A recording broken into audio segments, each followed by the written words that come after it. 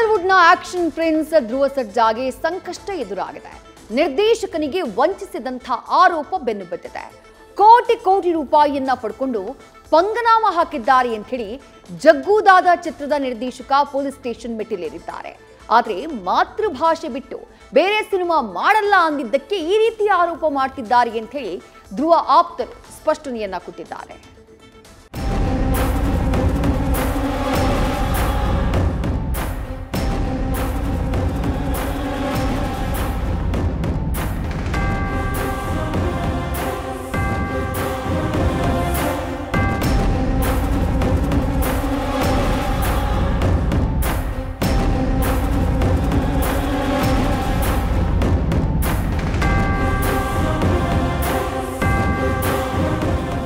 ಧ್ರುವ ಸರ್ಜಾ ಕನ್ನಡದ action prince ಅದ್ದೂರಿಯಾಗಿ ಚಿತ್ರರಂಗಕ್ಕೆ ಎಂಟ್ರಿ ಕೊಟ್ಟು ನಟನೆಯಲ್ಲೇ ಸ್ಯಾಂಡಲ್ವುಡ್ಗೆ ಪೊಗರು ತೋರಿಸಿ ಭರ್ಜರಿ ಹಿಟ್ ಕೊಟ್ಟ actor.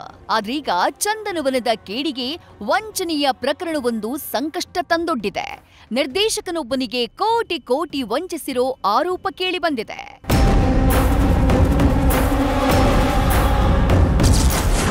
Action prince Dhruva Sarja ವಿರುದ್ಧ ವಂಚನೆಯ ಆರೋಪ.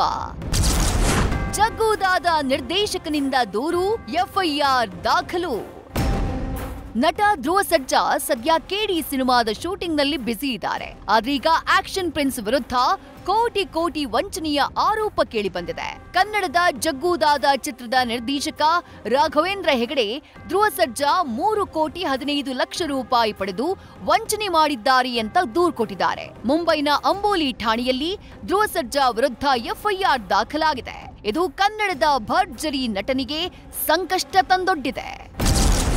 2016ರಲ್ಲಿ ನನ್ನ ಮೊದಲ ಸಿನಿಮಾ ಜಗ್ಗೂದಾದ ಯಶಸ್ಸು ಕಾಣ್ತು. ಈ ವೇಳೆ ಧ್ರುವ ಸರ್ಜಾ ನನ್ನ ಕಚೇರಿಗೆ ಬಂದು ಸಿನಿಮಾ ಮಾಡೋ ಆಸಕ್ತಿ ತೋರಿಸಿದ್ರು. 2016ರಿಂದ 2018ರವರೆಗೆ ಸಿನಿಮಾದಲ್ಲಿ ನಟಿಸೋಕೆ ತುಂಬಾನೇ ಆಸಕ್ತಿ ತೋರಿಸಿದ್ರು. ದ ಸೋಲ್ಜರ್ ಹೆಸರಿನ ಸಿನಿಮಾದ ಸ್ಕ್ರಿಪ್ಟ್ ಕೂಡ ಕೊಟ್ರು. ಸಿನಿಮಾ ಕಾಂಟ್ರಾಕ್ಟ್ ಸಹಿ ಮಾಡೋದಕ್ಕೂ ಮೊದಲು 3 ಕೋಟಿ ರೂಪಾಯಿ ಕೊಡುವಂತೆ ಧ್ರುವ ಕೇಳಿದ್ರು. ಇದರಿಂದ ಫ್ಲಾಟ್ ಖರೀದಿಸೋದಾಗಿ ಹೇಳಿದ್ರು.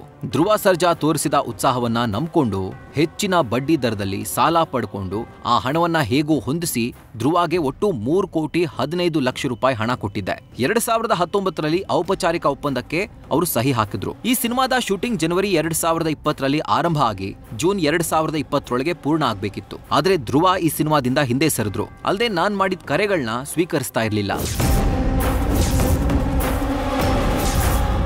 ಹೀಗೆ ನಿರ್ದೇಶಕ ಹಾಗೂ ನಿರ್ಮಾಪಕರಾಗಿರೋ ರಾಘವೇಂದ್ರ ಹೆಗಡೆ ನೀಡಿರುವಂತಹ ದೂರಿನಲ್ಲಿ ಧ್ರುವ ಸರ್ಜಾ ವಿರುದ್ಧ ಆರೋಪಿಸಿದ್ದಾರೆ. 3 ಕೋಟಿ 15 ಲಕ್ಷ ರೂಪಾಯಿ ಪಡೆದು ವಂಚಿಸಿದ್ದಾರೆ ಅಂತ ಪೊಲೀಸ್ ಠಾಣೆ ಮೆಟ್ಟಿಲೇರಿದ್ದಾರೆ.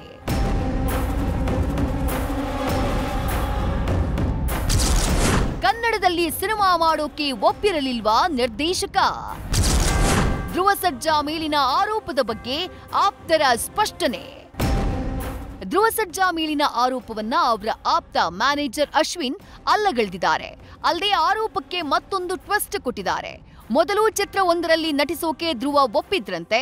ಆದ್ರೆ ನಿರ್ದೇಶಕ ರಾಘವೇಂದ್ರ ಹೆಗಡೆ ಕನ್ನಡದಲ್ಲಿ ಸರಿಯಾಗಿ ಬಿಸ್ನೆಸ್ ಆಗ್ತಿಲ್ಲ, ಮೊದಲು ತಮಿಳು ಅಥವಾ ತೆಲುಗಿನಲ್ಲಿ ಚಿತ್ರ ಮಾಡೋಣ ಅಂತ ಹೇಳಿದ್ರಂತೆ. ಇದಕ್ಕೊಪ್ಪದ ಧ್ರುವ ಮೊದಲು ಕನ್ನಡಕ್ಕೆ ಆದ್ಯತೆ ನೀಡಿ ಅಂತ ಹೇಳಿದ್ರಂತೆ. ಇದೀಗ ಕನ್ನಡ ಸಿನಿಮಾ ಮಾಡೋಕೆ ಒಪ್ಪದೆ ರಾಘವೇಂದ್ರ ಹೆಗಡೆ ಜೂನ್ 10ನೇ ತಾರೀಕು ಮುಂಬೈ ಕೋರ್ಟ್ನಿಂದ ನೋಟಿಸ್ ಕಳುಹಿಸಿದ್ದಾರೆ.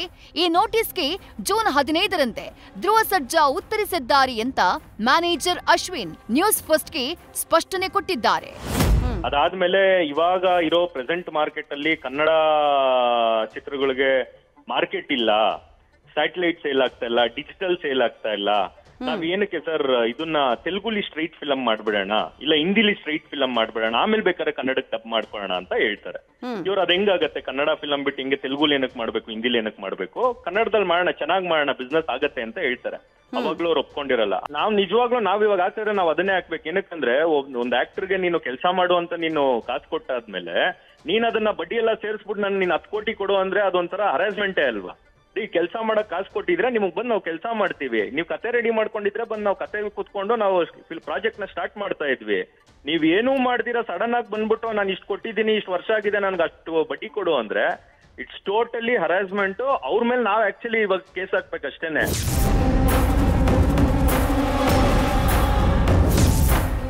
ಧ್ರುವ ಸರ್ಜಾರ ಕನ್ನಡದ ಕಳಕಳಿ ಏನೋ ಒಪ್ಪುವಂಥದ್ದೇ. ಹಾಗಂತ ಪಡೆದಿರೋ ಹಣವನ್ನ ವಾಪಸ್ ಕೊಡದೇ ಇದ್ರೆ ಹೇಗೆ? ಸದ್ಯ ವಂಚನೆ ಪ್ರಕರಣ ಪೊಲೀಸ್ ಠಾಣೆ ಮೆಟ್ಟಿಲೇರಿದೆ. ಇದಕ್ಕೆ ಧ್ರುವ ಸರ್ಜಾ ಏನು ಸ್ಪಷ್ಟನೆ ನೀಡ್ತಾರೋ let's wait and watch. Lokesh, film bureau, news first. News first ನಿರ್ಭೀತಿಯಿಂದ ನಿಮ್ಮ ಪರವಾಗಿ.